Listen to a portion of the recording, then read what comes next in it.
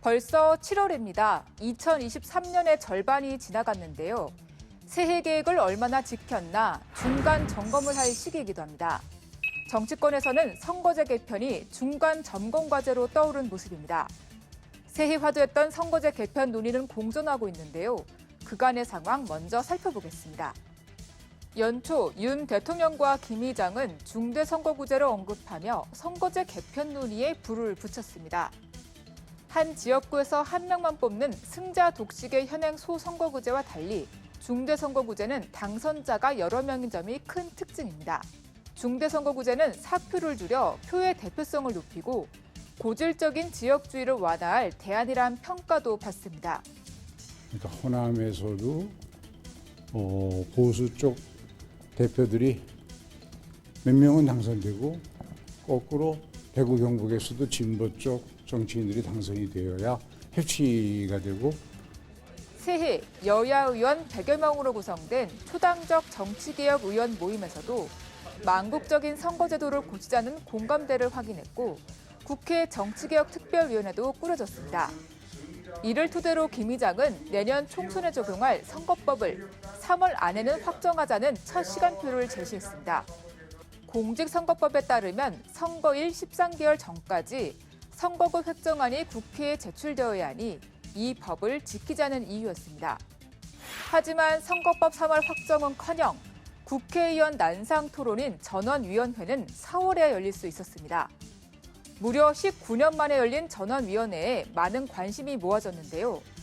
다만 전원위에서 합의는커녕 후보 안들조차 추리지 못했고 소위 구성 논의도 공전했습니다. 우여곡절 끝에 열린 전원위원회, 의원 100명이 선거제를 놓고 의견을 내놓으며 선거제 논의 열기는 다시 불붙는 것처럼 보였습니다. 한 선거구 안에서 1등만이 아니라 2등, 3등, 4등도 당선될 수 있는 중대선거구제를 말씀드립니다. 선거구가 커져야 의정활동 단위도 커지고 생각의 크기도 커집니다. 하지만 대립의 정치를 끊어내려면 선거법 개정이 필요하다는 원론적인 공감대만 확인하고 강론으로 들어가지는 못했습니다. 정당마다 같은 정당이어도 지역구마다 이해관계가 첨예했기 때문입니다. 우스갯소리로 당은 초월했는데 자기 지역구는 초월 못했다 하는 그런 얘기까지 나올 정도로 이 선거법 협상이라고 하는 거, 선거제도 확립이라고 하는 것이 대단히 어려운 일입니다. 김진표 국회의장이 제시하는 선거법 협상 시한은 3월에서 4월로 상반기로 늦춰지다 이제는 하반기로 넘어왔습니다. 오는 15일까지 협상을 마무리해 다음 달 말까지는 선거법 개정과 선거구 획정을 마무리하자고 또 후퇴했습니다.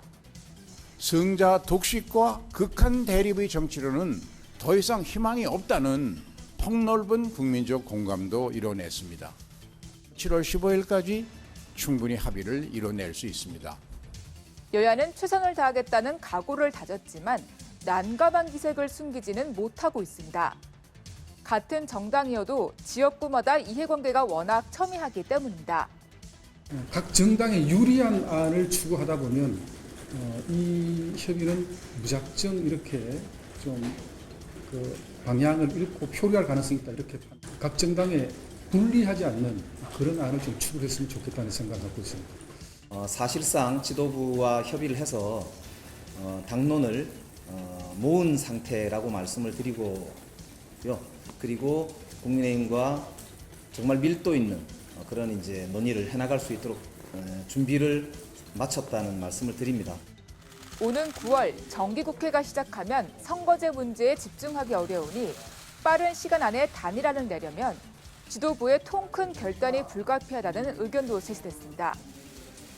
또 양당의 지도부에서 과감한 결단까지 같이 한다고 하면 정력기 이전에 22대 국회의원 선거에서의 선거제도에 관해서는 합의가 충분히 가능하지 않을까 하는 기대도 많이 해봅니다. 그렇다면 하반기로 공이 넘어온 선거제 개편안 전망은 어떨까요? 현재 의원 정수는 300석, 이중 지역구는 253석, 비례대표는 47석입니다. 의원 정수, 지역구, 비례대표 의석은 선거법 개정 문제와 밀접하게 연관되어 있습니다. 먼저 지난 총선에서 위성정당 사태에 빌미를 준 준연동형 비례제를 유지할 수 없다는 데에는 여야 모두 같은 의견을 확인한 상태입니다.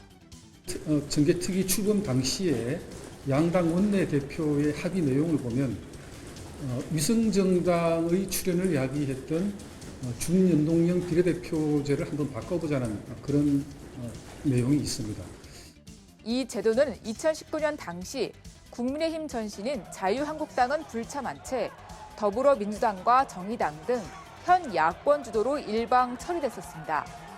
그러면 먼저 무기명 투표 방식으로 표결하는 요구에 대해 계속 167인 중 찬성 156인, 반대 10인, 기권 1인으로서 김관영 의원이 발의하고 155인이 찬성한 공직선거법 일부 개정 법률에 대한 수정안은 가결되었음을 선포합니다.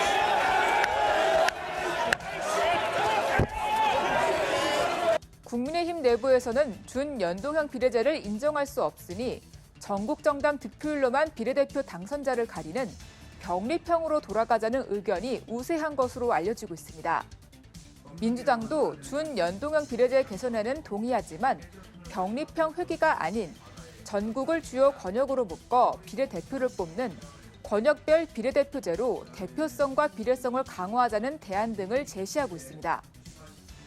비례성을 강화하기 위해 비례대표를 늘리려면 현행 국회의원 정수를 300명에서 더 늘리는 것이 이상적이지만 이에 부정적인 의견도 큰 만큼 300명 정수에서 지역구 의석을 다소 줄이고 비례대표 의석을 늘리는 절충안도 나오고 있습니다.